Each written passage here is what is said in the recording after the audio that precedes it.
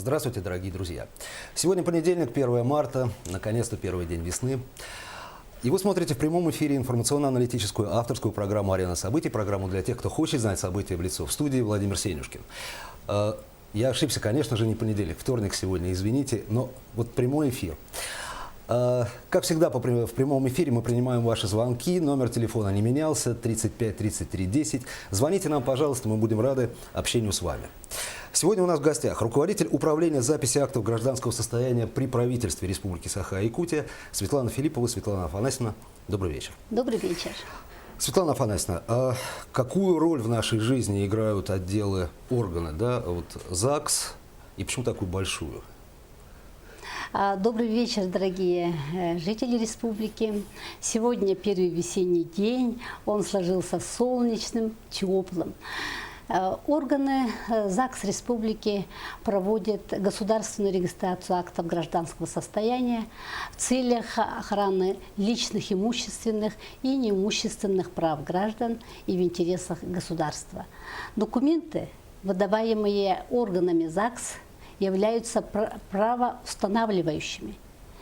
То есть гражданин, оформив у нас, получив любой акт гражданского состояния, у него возникают права и ответственности.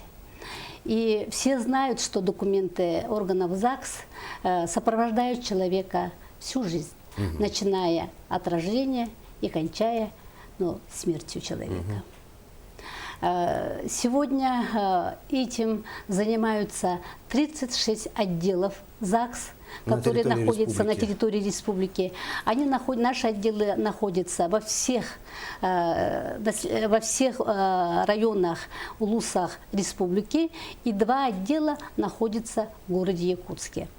Также хочу сказать, что у нас полномочиями на государственную регистрацию актов гражданского состояния по закону республики наделены органы местного самоуправления в населениях и поселках. То есть мы настолько близки к людям, потому что наши услуги очень востребованы. Всегда, собственно говоря, да. То есть человек, помимо органов ЗАГС, живущий в наследии, может обратиться в администрацию? В администрацию села, где находится специалист, который имеет такую же программу, как у нас. Мы их обеспечиваем бланками государственного образца, и которые работают с населением и оформляют акты, вот такие акты по 5 видам. Вообще государственная регистрация актов гражданского состояния имеет 7 видов. Это рождение и смерть, брак и развод, перемена имени, усыновление, удочерение и установление отцовства. А органы местного самоуправления на местах не устанавливают отцовство, то есть устанавливают отцовство и не усыновляют и не удочеряют. Да. А всеми остальными они занимаются. И смена имени тоже занимаются. Ну хорошо. Вот скажите, пожалуйста, готовясь к программе, узнал такое словосочетание – юридически значимые действия. Что такое юридически значимые действия, почему они востребованы и наиболее востребованные? Вообще на сегодня статистика у нас говорит, что за теми действиями, которые словосочетание юридически значимые, это выдача повторных свидетельств взамен утраченных, выдача справок из архива о государственной регистрации актов гражданского состояния, внесение и исправление изменений в записи актов гражданского состояния и проставление штампа апостиль, оказание международной правовой помощи и так далее. Апостилирование, понятно, да. У нас звонок есть, Светлана Афанасьевна, давайте примем. Отключился? Отключился, подсказывают. Продолжаем. То есть вот эти вот повторные действия, повторные бумаги, повторные справки являются юридически значимыми? Да. Да? Да. А зачем мне человеку в 50, не знаю, может быть, с лишним лет свидетельство о рождении? Свидетельство о рождении нужно для возникновения любых семейных прав, любых имущественных прав, любых наследственных прав для человека, которые впоследствии в жизни будут у него возникать. В последнее время у нас нас идет очень сильная, скажем так, работа по оформлению земель. Идет приватизация в государстве, да? И вот для того, чтобы для оформления таких документов органы, которые занимаются этим, требуют все необходимые документы, в том числе и рождение. Потому что ребенок тоже в приватизации пишется, что он какой-то части доли, допустим, да, и имеет на квартиру. Мгм. А может же такое случиться, что человек теряет документы? Ведь все в жизни бывает. Как легко или не очень легко они восстанавливаются? Ну вот тоже свидетельство о рождении. Что надо? Надо обратиться в ЗАГС по месту рождения? Да, по месту составления акта рождения, да. Мгм. Если же человек не может находиться в другом регионе, допустим, выехал за пределы, он обращается в любой орган ЗАГС, вот где он проживает в данный момент фактически, да, и тот орган к нам направляет запрос об исполнении заявления того гражданина. И мы направляем наш запрос об исполнении тому же органу ЗАГСа, который к нам обратился. И человек получает все необходимые документы, если таковые у нас нашлись, да, получает по месту жительства, по месту обращения. То есть 6 тысяч километров не играют роли никакой. Не играют роли, да. А расскажите поподробнее вообще об архивах ЗАГС, потому что это интересно. Как хранятся? Ведь архивы, насколько я понимаю, это уже не бумажный вид, это уже, наверное, что-то такое уже автоматизированное. Да, сохранение документального наследия прошлого действительно это государственная задача. У нас в Республиканском архиве управления ЗАГС хранится более 2 миллионов 300 тысяч записей, актовых записей, начиная с 1920 по сегодняшний день. И в последнее время все юридически значимые действия проходят через архивы нашего органа. И мы в последние годы очень сильно уделяем большое внимание по работе, по переводу архивных данных в электронный. И участвуя последние годы в государственной программе по развитию информационного общества на 2012-2016 годы по Республике Саха-Якутия с большой поддержкой Министерства связи и информационных технологий, мы перевели в архив в электронный вид 71,7%. Это же, конечно же, ускоряет выдачу справок, выдачу повторных свидетельств по всем видам. А как долго занимает процесс выдачи повторных таких бумаг? Если человек обратился к нам, то если мы все это у него нашли, все данные, с которым человек, с какими документами к нам должен прийти, оплатить государственную пошлину за эту услугу, да, у нас он есть на официальном сайте нашего управления. И даже там у нас есть бланк государственной пошлины. Если человек не может прийти, то он может оплатить не через терминал, а в Сбербанке и так далее. Да? Да.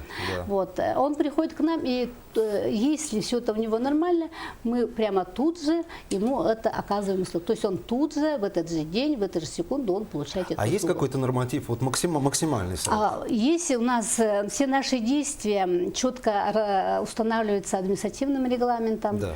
у нас, допустим, на каждый вид актовых записей у нас регламентирован, и у нас уменьшен до 25 минут. 25 минут. Вот так. Да. Светлана Афанасьевна, давайте примем звонок. Будьте добры, представьтесь, пожалуйста, из какого вы города и ваш вопрос гости. Здравствуйте. Добрый вечер. Здравствуйте. Вас беспокоит Евгений.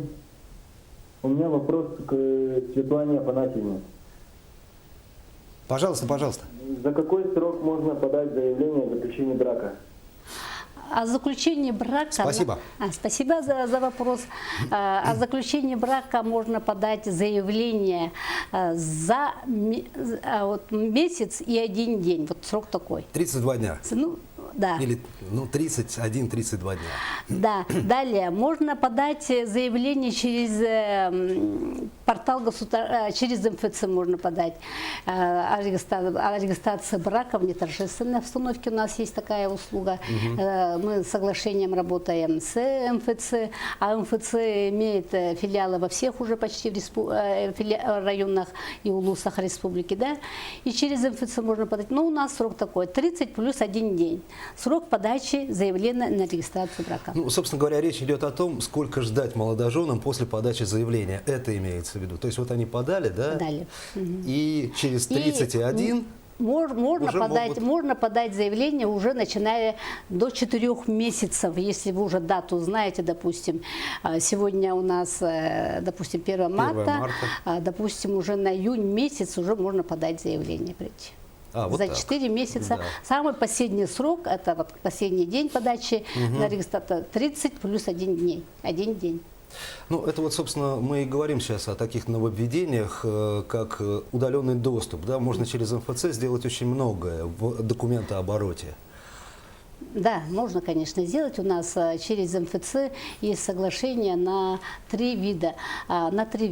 Это заключение брака в неторжественной обстановке, да? Так. Можно подать заявление, Да. только, да? И зарегистрировать рождение ребенка. Но они документы получают уже не у нас, а в МФЦ уже готовые документы. Да.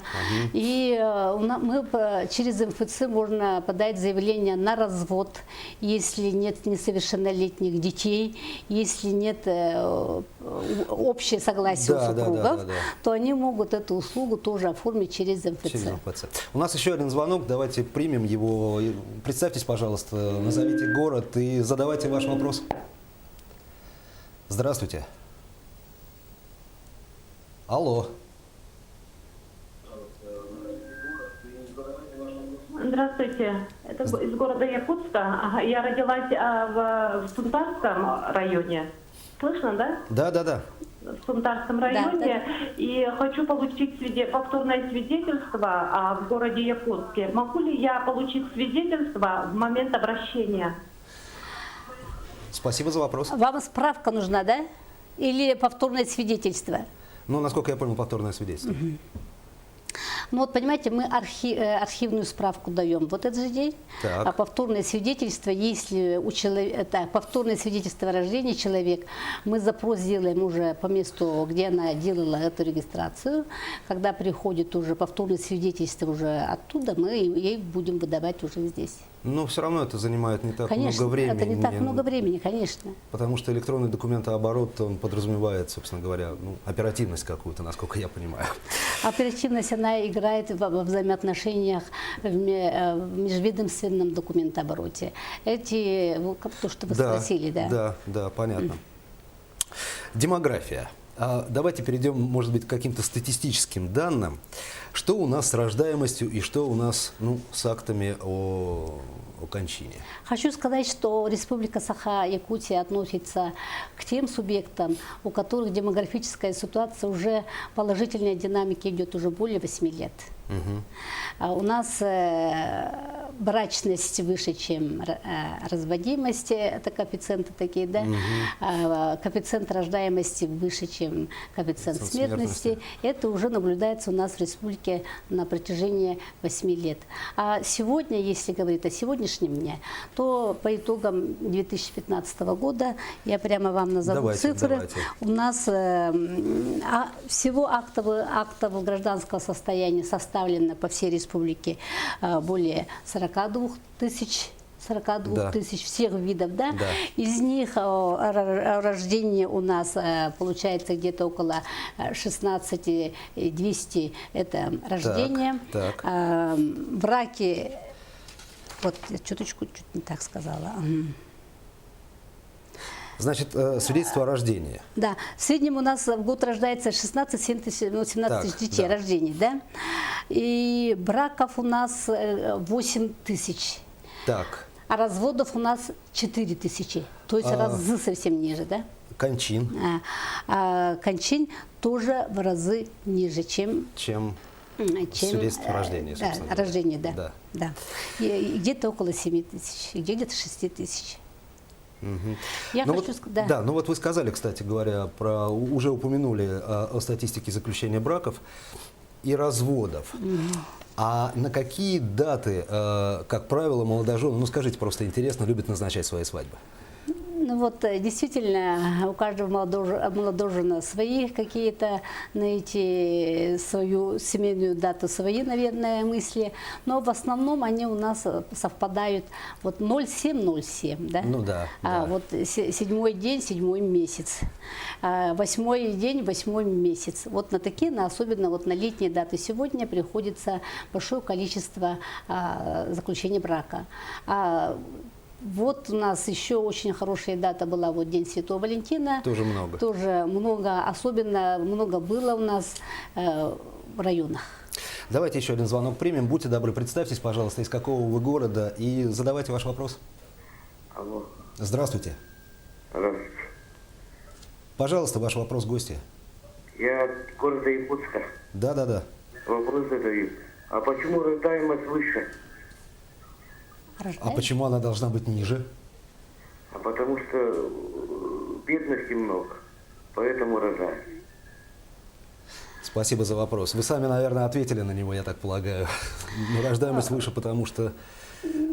Рождаемость выше, потому что есть серьезная государственная программа по поддержке семей, по рождению детей вторых и третьих, да, по выделению, есть государственная программа по материнскому капиталу, она у нас хорошо действует, по выделению земельных участков в наших районах тоже есть.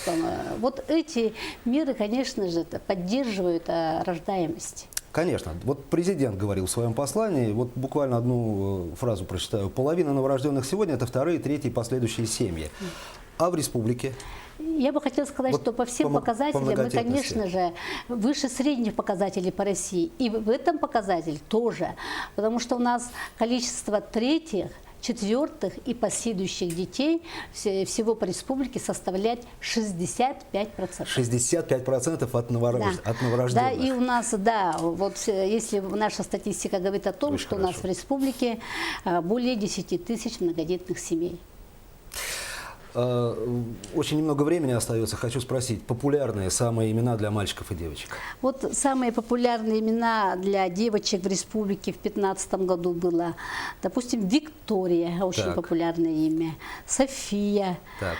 Алиса, Арина, Анастасия. Вот 5 назвали, Да. и 5 мужских давайте. 5 мужских имен: Артем, Так. Александр, Так. Максим, Кирилл, Дмитрий. А редкие, вот те, которые, ну не так употребляют. Ну, допустим, очень редкие Ева, всего одна девочка получила такое имя, да. Редкие имена Ефросиния, Жанетта. Дальше редкие имена мальчиков: Лазарь, Ларион, Ну, хорошо. Лео. Светлана Афанасьевна, наше время уже истекло, к сожалению. Было очень интересно с вами поговорить. Я напоминаю нашим телезрителям, что в гостях у нас была руководитель управления ЗАГС, записи актов гражданского состояния при правительстве Республики Саха-Якутия, Светлана Афанасьевна Филиппова. Я хочу закончить вот чем. Вы знаете, такой есть старый анекдот. Вы знаете, почему полицейские стреляют в воздух? Вот потому что мы живем в атмосфере непримиримости. А сегодня первый день весны, и хотелось бы, чтобы эта атмосфера, чтобы мы закончили жить в этой атмосфере. Я желаю всем любви, счастья и добра. Это была «Арена событий», программа для тех, кто хочет знать события в лицо. Всего вам доброго. До Всего свидания. доброго, да.